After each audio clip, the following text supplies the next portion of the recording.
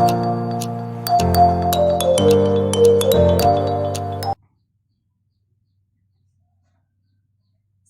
warahmatullahi wabarakatuh. Waalaikumsalam warahmatullahi wabarakatuh. Sebelum pelajaran dimulai, silakan ketua kelas memimpin doa terlebih dahulu. Doa dimulai.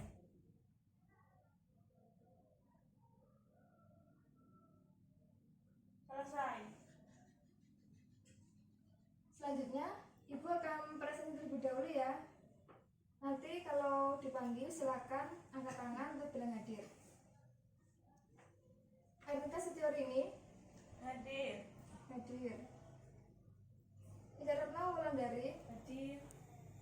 Titin Triwahyuni Izin Bu. kemana? Gak tahu. Nggak tahu. Oh yaudah. Anak-anak udah siap untuk menerima materi lagi hari ini? Siap. Oh, coba dibuka dulu catatannya. Ada yang masih ingat nggak tentang materi minggu lalu tentang apa? Tes prosedur sederhana. Ada yang bisa menjelaskan? Tidak. Tidak. Kenapa kok tidak? Malu Bu. Malu. Kenapa kok malu? Malu kok malu. Yaudah, Ibu jelaskan ya sedikit aja. Karena materi yang kemarin akan berhubungan dengan materi hari ini yang akan kita pelajari. Coba siapa yang bisa menjelaskan tentang materi yang minggu lalu? Sedikit saja. Kalau gitu, Ibu aja yang menjelaskan sedikit ya tentang tes prosedur. Tes prosedur merupakan teks yang menjelaskan langkah-langkah atau tahapan-tahapan untuk melakukan sesuatu. Kalau minggu lalu kita mempelajari tentang tes prosedur secara sederhana, kalau sekarang kita akan mempelajari tentang tes prosedur kompleks. Kalau tes prosedur secara sederhana yaitu biasanya langkah-langkahnya itu terdiri dari 2-4 cara saja. Jadi semakin sedikit. Tapi kalau yang kompleks itu secara detail. Jadi mulai langkah-langkah awal sampai selanjutnya itu saling berkaitan. Nah, di sini Ibu akan memberikan contoh tentang teks yang kompleks. Nah, kan kita sekarang memasuki pandemi. Nah, kan pemerintah juga menyarankan kita untuk selalu memakai masker, menjaga jarak, dan cuci tangan. Nah, sekarang Ibu akan memberikan contoh tentang bagaimana cara kita mencuci tangan dengan benar. Dan ini juga merupakan contoh dari teks prosedur yang kompleks. Kalau dari anak-anak ada yang bisa nggak memberikan contohnya cara mencuci tangan dengan baik? Apa saja yang akan dilakukan? Memakai sabun. Iya, sabunnya Digosok. digosok. Apa yang digosok? Nah, sekarang Ibu akan memberikan contoh bagaimana cara mencuci tangan yang benar. Nah, yang pertama, basahi tangan dengan air. Yang kedua, tuangkan sabun pada tangan. Yang ketiga, gosok telapak tangan yang satu ke telapak tangan yang lainnya. Selanjutnya, gosok punggung tangan dan sela-sela jari. Lalu, genggam dan basuh ibu jari dengan posisi memutar.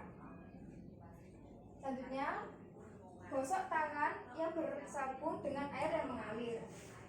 Setelah itu, keringkan tangan menggunakan lap atau tisu. Dari contoh tadi, itu merupakan contoh teks yang kompleks. Jadi anak-anak sudah paham ya dari sini teks yang sederhana dan yang kompleks itu memiliki perbedaan. Kalau yang sederhana itu kan lebih sedikit, tahap-tahapnya lebih simpel. Nah, kalau yang kompleks ini secara rinci. Kira-kira dari yang Ibu jelaskan barusan ada yang ditanyakan? Tidak. Kalau tidak, berarti Ibu akan melanjutkan materinya.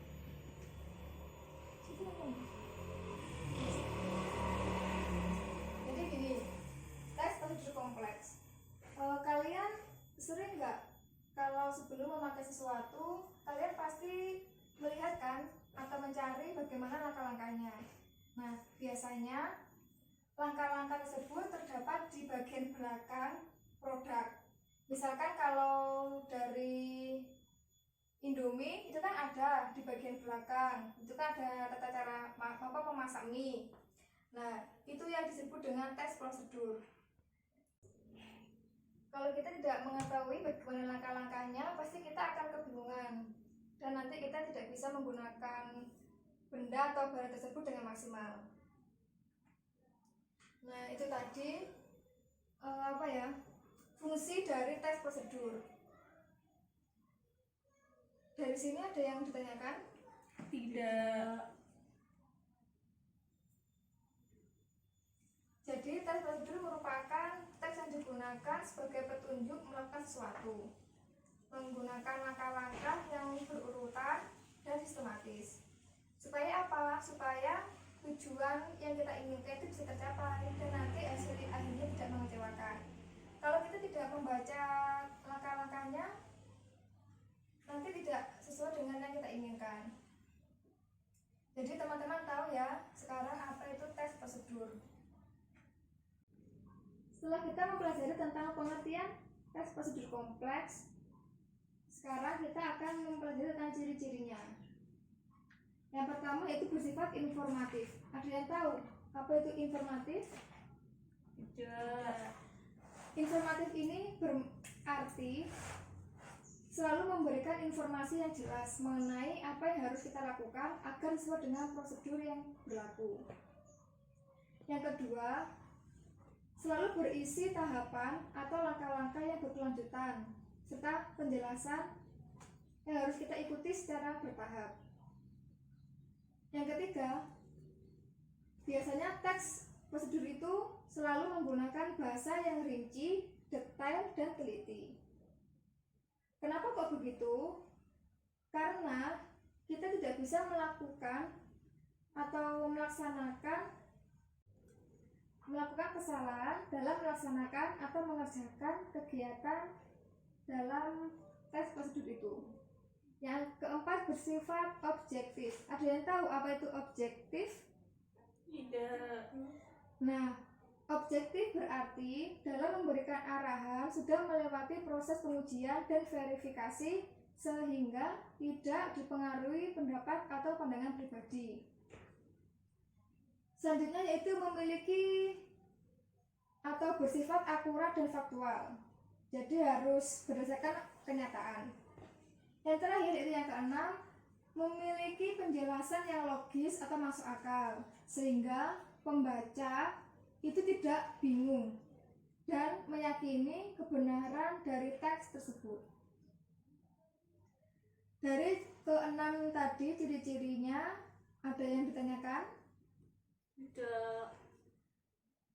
Selanjutnya yaitu selain memiliki ciri-ciri pasti memiliki struktur. Nah, di sini memiliki 3 struktur.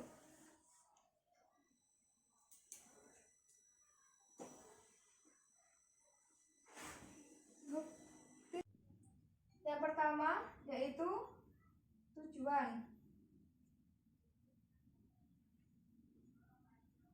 Yang kedua yaitu langkah-langkah.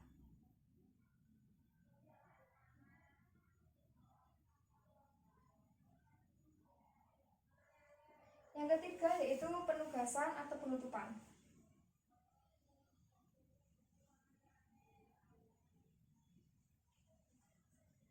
Nah, anak-anak bisa melihat ya ini yang di papan ada 3 strukturnya.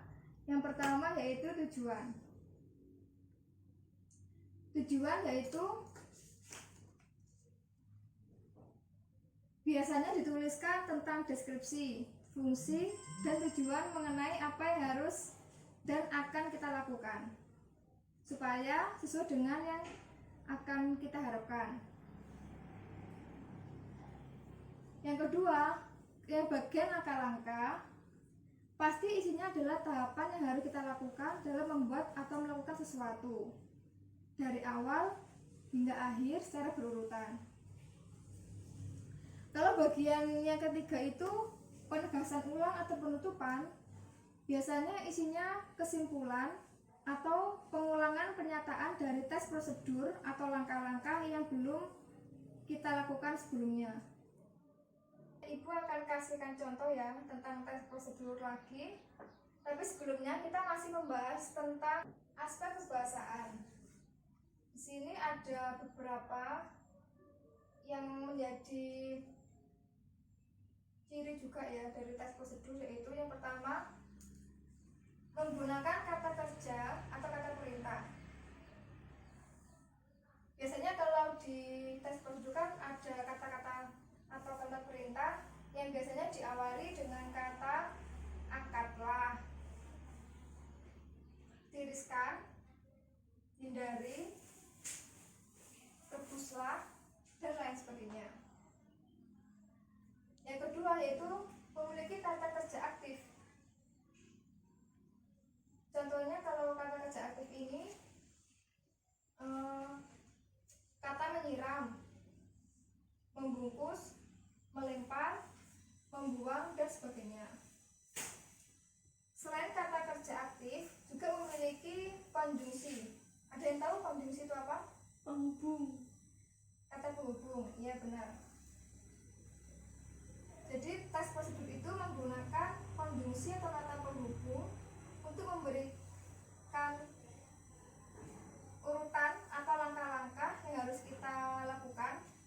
Contohnya yaitu yang biasa kita jumpai ya, ada kata selanjutnya, berikutnya, lalu, kemudian, dan setelah itu. Yang terakhir yaitu kata keterangan. Kata ini biasanya digunakan untuk memberi tahu kita bagaimana waktu, tempat, dan cara yang akurat. Misalnya ya, anak-anak merebus mie atau memasak mie instan, kita akan diberitahu bagaimana caranya dan di mana mencampurkan bumbu mie dan untuk mengetahui bagaimana mie itu yang sudah matang.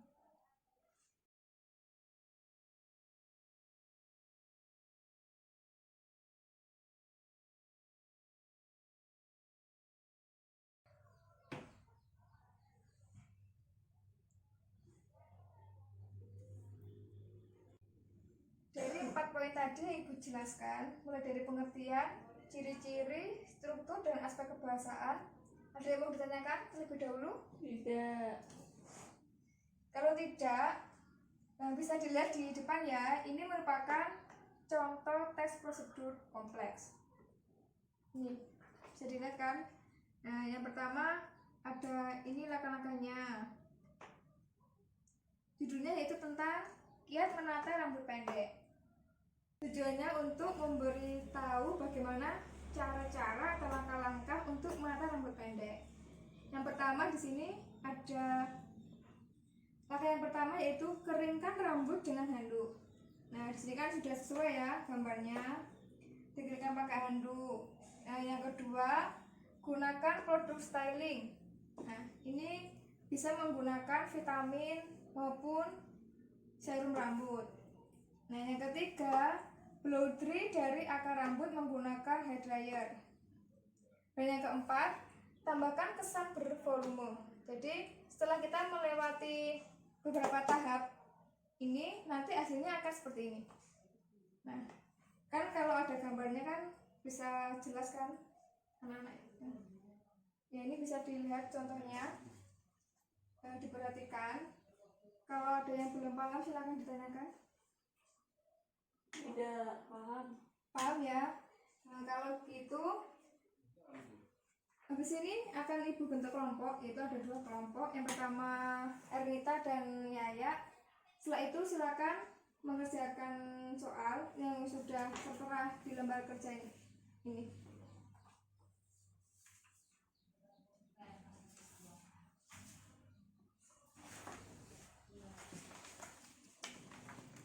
Sudah ada ketentuannya ya, di situ sudah saya tuliskan. Yang pertama apa, yang kedua apa. Nah, silakan kalian mencari tes prosedur bebas sepaham kalian tentang apa. Setelah itu silakan tulis judulnya. Pendahuluannya itu biasanya berisi tujuan-tujuan. Yang kedua, apa saja alat atau bahan yang perlu disiapkan. Yang terakhir yaitu langkah-langkah. Jadi kalian bisa menuliskan bagaimana langkah-langkahnya setelah tahu judulnya apa, tujuannya apa, bahan-bahannya apa, setelah itu langkah-langkahnya. Nah, Ibu beri waktu 10 menit, silakan kalian bisa mencari referensi dari internet ataupun buku. Nanti kalau sudah selesai bisa ditampilkan ke depan. Jadi salah satu menampilkan ke depan. Ada yang ditanyakan? Tidak. Paham ya? Ya. Oke, silakan dipersilakan.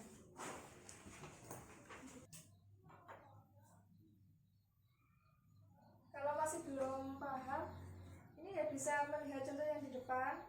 Terus juga dipastikan memperhatikan ciri-ciri dan struktur kebahasaan tadi yang sudah saya jelaskan. Jadi tidak lepas dari itu.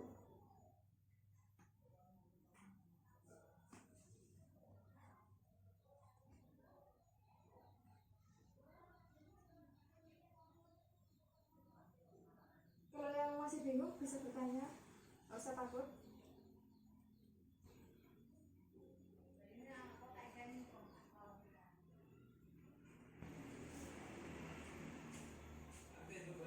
Soalnya kalau teks prosedur ini kan sudah kita sering temui kan dalam kehidupan sehari-hari, entah itu cara untuk memasak mie instan atau menggunakan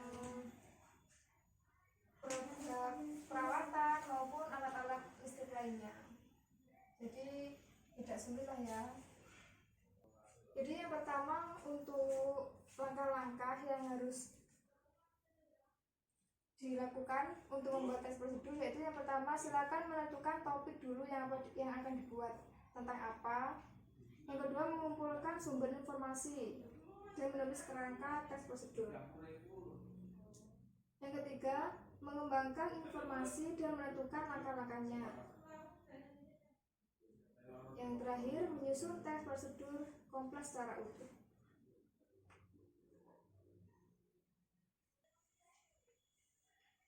Sudah bisa? Bisa.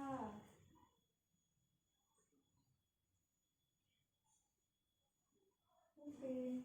Waktunya di sini bisa ya. Setelah itu bisa dipresentasikan.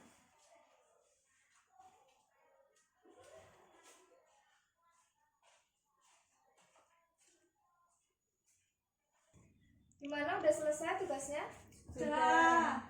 Nah, kalau sudah silakan bisa dibacakan di depan. Saya ingin tahu bagaimana pemahaman kalian setelah saya jelaskan tadi tentang teks prosedur. Siapa yang mau jujur duluan? Kalau enggak ada yang mau, saya tunjuk dulu. Saya tunjuk aja ya. Ya. Artinya siapa? Nanya dulu deh. Punya saya judulnya itu cara membuat nasi goreng dadakan. Nah, untuk pendahuluannya itu berikut adalah cara membuat nasi goreng dadakan. Karena namanya nasi goreng dadakan, pasti kan nasi gorengnya ya dibuat secara mendadak dengan bahan yang seadanya saja. Terus alat atau bahannya itu ada, yang pertama ada nasi 1 piring. Terus yang kedua ada 2 siung bawang merah, 1 siung bawang putih, dan daun bawang secukupnya. Terus 1 buah tomat, 2 buah cabai rawit, bawang goreng secukupnya juga. Terus 1 telur, 1 butir telur, terus kecap manis, 1 sendok teh garam, dan kaldu bubuk secukupnya saja. Nah, tujuannya untuk mengetahui cara membuat nasi goreng dadakan yang enak. Langkah-langkahnya itu yang pertama ada yang iris tomat, terus cabai rawit, bawang merah, bawang putih, dan daun bawang. Terus yang kedua itu ada ditumis bawang merahnya dan bawang putihnya itu hingga baunya itu harum. Nah, lalu setelah itu masukkan irisan daun bawang. Nah, cara yang ketiga itu kemudian masukkan nasi goreng serta irisan tomatnya.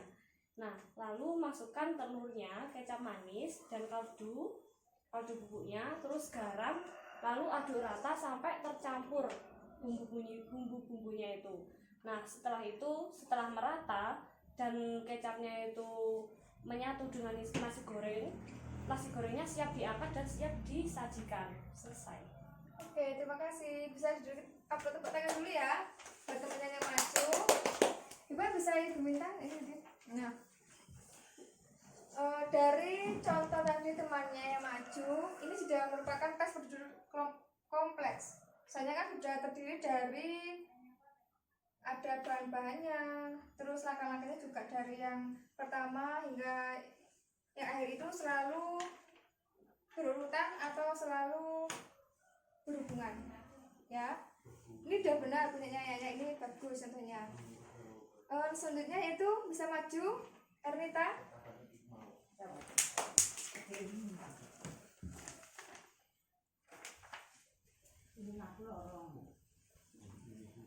Coba kalau Ernita tentang apa? Tentang cara membuat wedang jahe. Wedang jahe. Oke, silakan. Sini judulnya cara membuat wedang jahe hangat. Untuk pendahuluan, wedang jahe merupakan minuman untuk memberikan kesegaran pada badan. Alat atau bahan yang digunakan ini alatnya ada kompor, pisau, gelas, alat pemarut, dan bahannya jahe, gula merah, air panas. Tujuannya untuk mengetahui cara membuat wedang jahe hangat. Langkah-langkahnya yang pertama menyiapkan alat dan bahan yang digunakan, kemudian mengiris gula merah dengan pisau, kemudian membakar jahe selama 2 menit, dan jahenya ini sampai menjadi serat, dan memasukkan parutan jahe dalam gelas yang sudah diisi dengan gula merah, kemudian masukkan air panas dalam gelas, dan terakhir ini wedang jahe sudah siap dinikmati. Oke, terima kasih. Bisa diberikan tepuk tangan dulu buat temannya. Terima kasih ya. Silakan duduk kembali. Nah, dari kedua contoh yang sudah kalian buat ini sudah sangat bagus, sudah sesuai dengan apa yang saya sampaikan tadi, dari ciri-cirinya, dari strukturnya apa saja, dan langkah-langkahnya juga sudah bagus. Nah, kalau saya lihat dari kerja kalian ini tadi, saya rasa kalian sudah paham ya dari materi sekarang tentang tes prosedur kompleks. Di sini saya akan menyimpulkan dari keseluruhan materi hari ini tentang tes prosedur, yaitu teks yang berisi tentang langkah-langkah untuk cara-cara untuk melakukan sesuatu. Jadi juga ada ciri-cirinya, ada 6 ciri, ada 3 struktur, dan juga memiliki aspek kebahasaan. Untuk kalian lebih paham lagi atau biar tidak lupa kan tentang materi hari ini, Ibu kasih tugas untuk pertemuan minggu depan. Silakan mencari atau membaca tentang tes prosedur, entah itu dari mana sumbernya, bisa di internet, bisa di buku atau di majalah-majalah kayak gitu kan. Nanti silakan ditulis ya. Nah, saya kira materi hari ini cukup. Semoga, tapi sebelum itu silakan dipimpin doa terlebih dahulu karena materi sudah selesai. Setelah silakan dipimpin. Doa dimulai. Masai. Nah, Ibu harap semoga apa yang Ibu sampaikan pada hari ini bisa bermanfaat dan kalian juga paham tentang materinya. Materinya bisa bermanfaat bagi kita semua. Tetap jaga kesehatan karena kondisi lagi pandemi seperti ini. Saya akhiri. Wassalamualaikum warahmatullahi wabarakatuh. Waalaikumsalam warahmatullahi wabarakatuh.